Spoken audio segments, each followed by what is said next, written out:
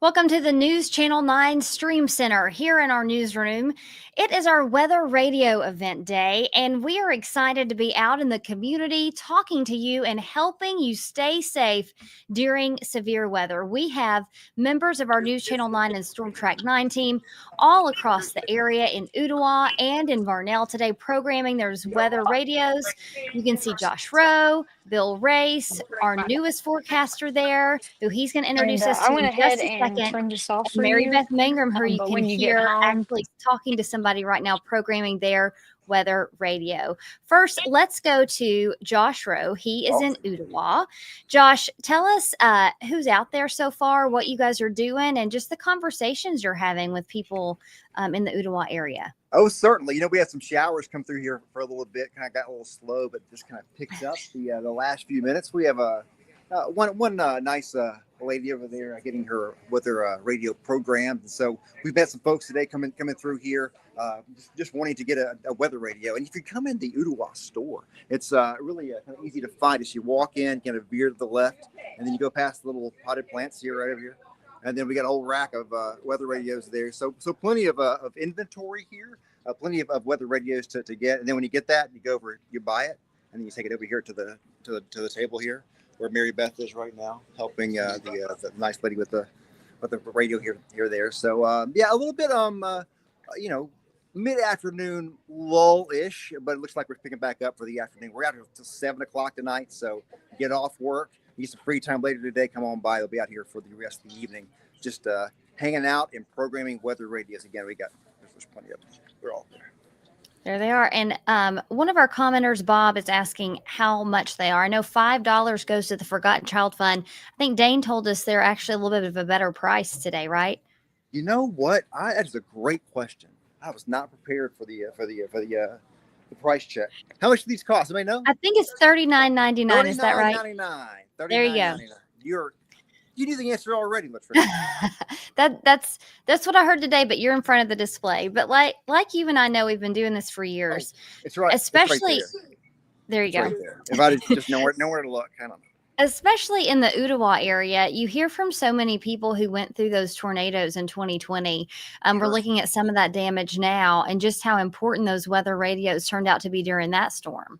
Oh my gosh. I remember Dave Glenn and I going out there and the afternoon that it happened and spending a lot of hours out there. It's one of those things you never want to experience and never want to go through, but that's what the beauty of these weather radios do. If you have one, if you ever heard one, they're so loud. They're going to wake you up. They're going to let you know, hey, there's something to be, you need to know about right now weather wise. And so they are a very valuable tool. And also, when the power goes out and maybe you didn't charge your cell phone, battery backup on those things. And so no matter if you have power or not, it still is going to wake you up and let you know if there's something, you need to know about in your area.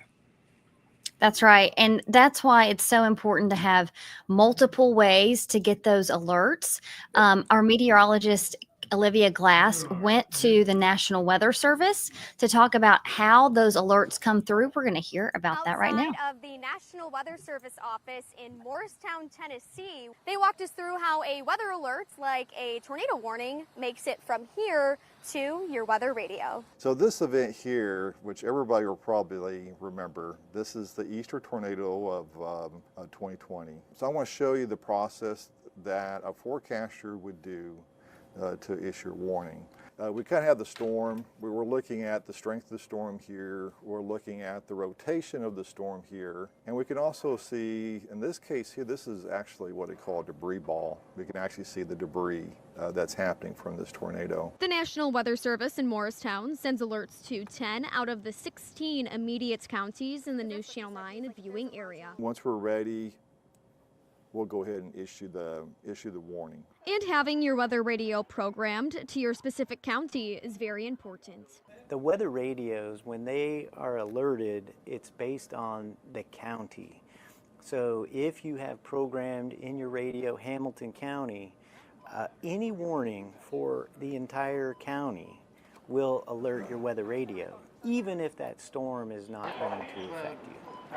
But Anthony Cavalucci says wireless emergency alerts sent to your cell phone are more localized to your specific area. We draw the polygon that you saw, and within 300 feet of that polygon, if you're in there, you're going to receive the wireless emergency alert on your phone. But those cell phone alerts, the National Weather Service says, can be less reliable. These weather radios, they're currently supplied with phone lines, so it's all dependent on the phone line to the transmitter. And so we send our broadcast via phone line to the transmitter to broadcast out. So those are what trigger our weather radios during times of severe weather. And so cell phones may not be working at the time of the severe weather. If someone, for example, has maybe a hearing or visual impairment, how would you recommend them to still receive weather alerts? For the deaf and hard of hearing, the weather radio companies do supply like pillow shakers. They're like little vibrating things that you could slide in your pillow that will wake them up. And then also we have, there's a strobe light that's also available. So not all manufacturers have this. This happens to be through Midland Radio. They're the ones that provide the pillow shaker and the strobe. So when a warning goes off, these things either buzz or flash at you to wake you up. The National Weather Service always recommends to have multiple ways to receive your warnings, such as the Storm Track 9 app. Just search WTVC in your app store. In Morristown, Tennessee, Olivia Glass, News Channel 9. And so that's how those alerts get from the National Weather Service to those weather radios. Storm Track 9 Senior Meteorologist Bill Race standing by at our Varnell Elders Ace location. And Bill, tell us who you got with you today. Yeah, we got Katie here today. She did midday weather this afternoon, and now you're here. Good day to you. Yes, it's really fun being out here in the community and helping people program their radios and just learn how to do them. You taught me. Yeah, that's right. She's already done her first one, Latricia. So we're off to a good start. And so, you know, we've been talking to people about some of the stories you were talking about. And, you know, everybody's got a weather story, I think, you know, that they want to share and why they're here. And that's why they're here, to get a weather radio so that if something like that happens again, they have fair warning. And I always say that the weather radio is kind of the first line of defense for people, especially at night, you know, and it can wake you up because I don't know, you have a weather radio, you know that it can wake you up. Yes, so you definitely need a weather radio because, like Olivia said in her package, sometimes that doesn't wake you up. And I know for me, sometimes the phone falls on the ground, you can't hear it as well either. So you're not going to be able to go back to sleep with the weather radio. That's a good point. And a few people came by and said, well, I rely on my phone, and that's good. But sometimes it's not going to be quite as loud or attention getting sometimes, it seems to me. But what you said earlier, Latricia and Josh, about having multiple ways of getting your warnings, very important. And so the phone's a good one, weather radio, and then of course once you figure out that there's a warning for your area, you can check in on News Channel 9 on air or online, and we're probably talking about it.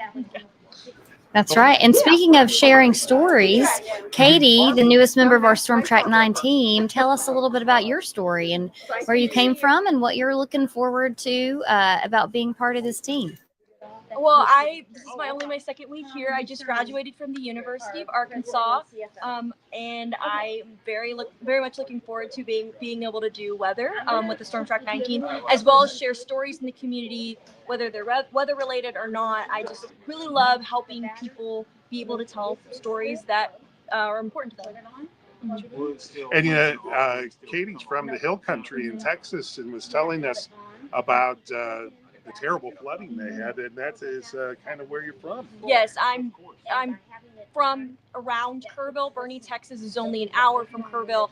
And so my father works in Kerrville, so I've heard a lot of firsthand stories from people who that fortunately made it, but they wish they had a weather radio to alert them that they could have gotten out faster. So, that was a great example of all that. And there's discussion going on still about how the warnings were disseminated and that kind of thing.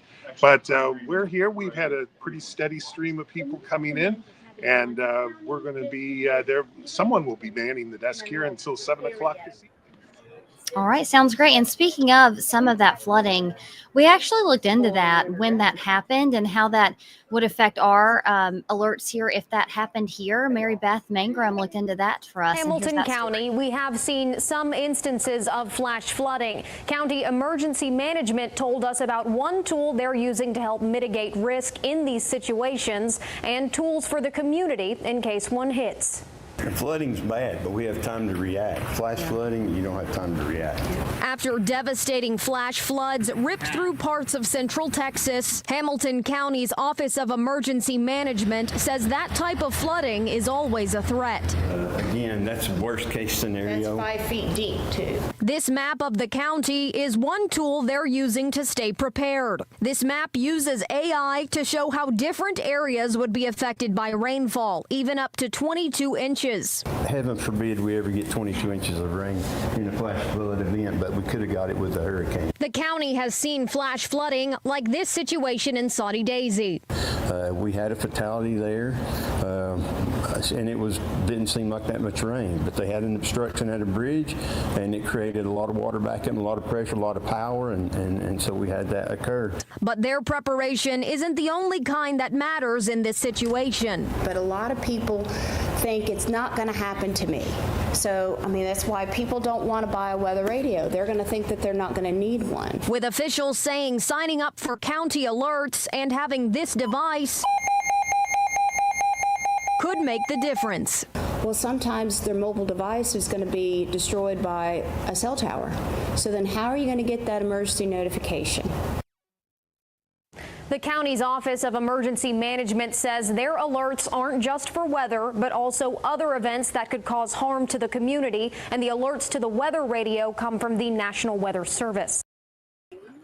So that story was from Mary Beth Mangrum when we were dealing with that flooding in Texas and then looking at it here. She is actually at that weather radio event there in Ooltewah. Mary Beth, after you looked into that and then programming those weather radios today, does it kind of change your perspective on how important they are? Well, as someone who has lived in the Tennessee Valley for a very long time, my whole life, Latricia, I have come to terms with how unpredictable that our weather can be. Actually, you and Josh were mentioning the Easter tornadoes previously. My family actually used a weather radio during that event, and let me tell you, it took a lot of stress off of our minds. We've had lots of people come in, pick up these weather radios, and there's really a lot of good that they can do for you, especially in these situations where, not everything, you're not guaranteed to get that information right away. So it's really good to stay up to the minute updates on the weather going on outside. And so, it's been great to see people taking advantage of it. Yeah, and so often, these things do happen at night, and maybe your cell phone's on vibrate. And so we heard in that package just that sound of how loud they are. And so when we're out at those events, we always advise people put them in your bedroom and then make sure that you have those batteries, right? Can you show us there on that weather radio that it does have that electrical source, but also you put batteries in it as that backup? Yes, absolutely. We've got some batteries right here, and we are actually programming a weather radio right now. You can see going on right now. And also with these weather events, the weather radios, they might be loud, but think about how loud the storms outside can get also. So really, it's a give and take, and they can really make the difference in that pinch of time. That's exactly right, Mary Beth. Thanks so much for being out there chatting with people in the community. I want to bring now Chief Meteorologist David Glenn, also out talking to people today. David, you've covered so many of these storms throughout the years. How important is it to have your weather radio not just with you, but programmed to your specific county? Oh, it's very important. And that was the whole goal of when they started this same program, which is specific area message encoding, which allowed the weather radios to have their own code for each county. Because in the early days of the weather radio, they would have an alert go off, and it'd go off for several counties, and people would, would hear the alert and say, "Hey, it's not for my county." Well, eventually they turn it off, kind of a cry wolf central. Well, now we've sort of tried to eliminate that over the past several years with that encoding done by NOAA. And now, as you know, that when it goes off, it's really for you. And Latricia, as you said, having it with you at all times is very important. Let me bring up one thing. I would urge folks to have one in their house. But if, say, especially this time of year, you have an RV, or you go camping, take one with you. They have battery backups. You could use those if you're without electrical power for a while. But it's very important because I know we urge everyone to have the Storm Alert 9 app, Storm Track 9 app, which can get you those storm alerts via your cell phone. But you go camping, say you're in the Smoky Mountains, say you're in any of the campgrounds right here, you may be out of cell service. And therefore, the radio signal is that vital link that can save your life, and those weather radios will get that radio signal. I think back to what happened, the tragedy that happened last month in Texas with the flooding there. And a lot of areas were in remote areas that may not have gotten those cell signal alerts. And they needed the weather radios. And the weather radios were vitally important to get those alerts, because when did those flooding alerts happen? Happened in the middle of the night when everyone was sleeping. And so that's why these are very important. So again, if you go camping a lot, if you travel a lot, you can reprogram these radios for the exact area where you're going, and you can sleep a little safer, knowing that those alerts will get to you should it be a thunderstorm, should it be flooding, tornadoes, and whatnot. That alert will get to you. That's exactly right. And if you can't make it out today, we'll be there at the Ooltewah and Varnell Elders Ace locations until 7. But if you can't make it today, David has a video on newschannel9.com that can show you exactly how to program your weather radio yourself. Let's take a look at that. I'm Storm Track 9's David Glenn, and I'm here to show you how to program your Midland WR120 severe weather radio, one of the most widely used radios in our area. To get started, you'll need 3 AA batteries and the power cord that came with your radio. I'll be showing you how to set up a brand new radio right out of the box. And if your radio happens to be an older version, I'll have some helpful troubleshooting tips at the end of this demonstration. Let's get started. First, insert the batteries in the compartment on the bottom of the radio. Also, make sure the weather radio switch on the side is in the on position.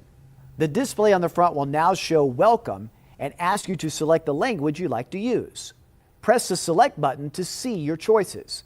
Use the up or down arrows to choose between English, Spanish, or French. Press the select button again to lock in your choice. Next, you will be asked to set the location for the area which you would like to receive alerts. Press the select button. Here you have the option to choose between any to get alerts for any county in the area, multiple to get alerts for more than one county, and single to get alerts for just one county. We recommend choosing single to get those alerts relevant to your area.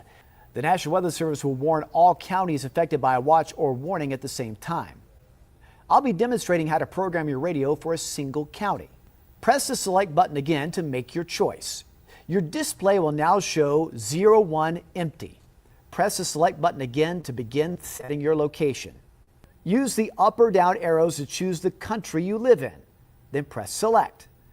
Now choose your state or province and press select again. And then choose the county you live in. Press select to finalize your location. If you chose multiple at the start, just repeat the process to add more counties that you would like to receive alerts for. After you have set your location, you'll be asked to set the time.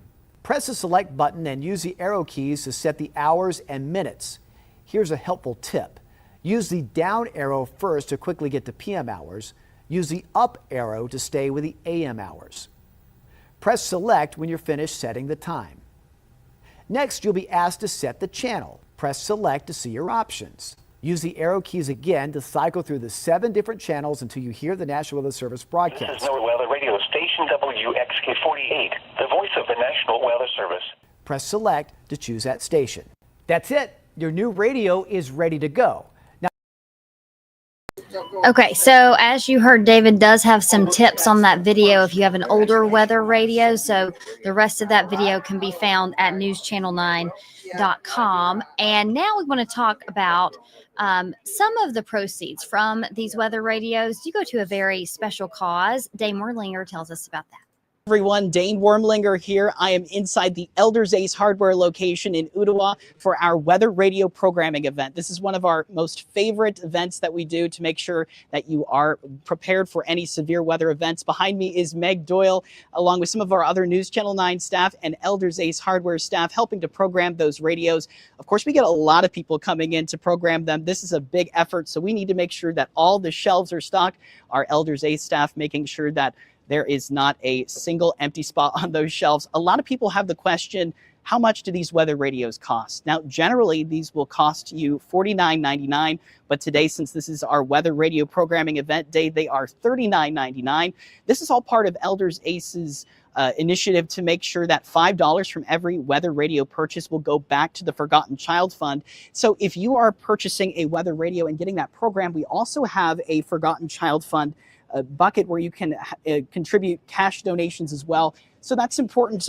I talked with the Forgotten Child Fund earlier this year about the importance of making sure all year long they are bringing in those monetary donations, not just during the holiday months where they're making sure they have enough coats for kids in the winter, but this takes a year-long effort and the entire community. You can see some of our staff now working to help program some of those weather radios. We are out here until 7 p.m. tonight in Ooltewah and in Varnell, Georgia. So come on by. We'd love to see you. So Dane, obviously they're a little bit earlier today, but our other team members still there. We've got Bill, Race, and Katie in Varnell. David back at Ooltewah. He's with Mary Beth as well, who's programming weather radios. Bill and David, final thoughts on just, it's $39. It takes about 5 minutes to get it programmed, but it truly can save your life in an emergency. Go ahead, Dave. Okay. Yes, indeed. Yes, indeed. And let me stress one thing, that when these alerts go off, say for thunderstorms, because I had this question come up a couple of weeks ago, it's not going to go off for every single thunderstorm. It's only going to go off for severe thunderstorms. So thunderstorms that have reached severe levels that the National Weather Service has issued a warning for. I had an email, about 3 weeks ago, and I had to double check because the gentleman said, hey, we just had a bad storm come through here and I didn't get an alert. Are you guys still doing alerts, or is that an old thing? And I thought, well, let me check and make sure if there was an alert. And there wasn't. It was basically a very loud storm. It had a lot of rain, had a lot of lightning, and a lot of noisy thunder. But those two factors don't necessarily create the definition for severe thunderstorm. So yeah, there's going to be times where it's raining and thundering and lightning that the radio may not go off. It doesn't mean that your radio is broken. But what it does mean is that storm, although it's loud, is not at that level or that bar raised for what is a severe thunderstorm. So keep that in mind. But that explained that situation. But it's something I did had to check out there. But for the severe storms, when those warnings issued, these will get you those alerts for sure. All right, that's a very good point. And some folks, they'll question that. Why do you have a warning, or why do you have a warning or a watch or issued? Well, there's probably is a good reason, because there are certain definitions as far as lead and that. But I always just want to remind everyone that this is a great first line of defense. The first thing that's going to be coming down that you can get the information about warnings and watches. And, we're talking about thunderstorms, tornadoes, flash flooding. Those are the three main things that we watch for as far as getting the alert out to the folks.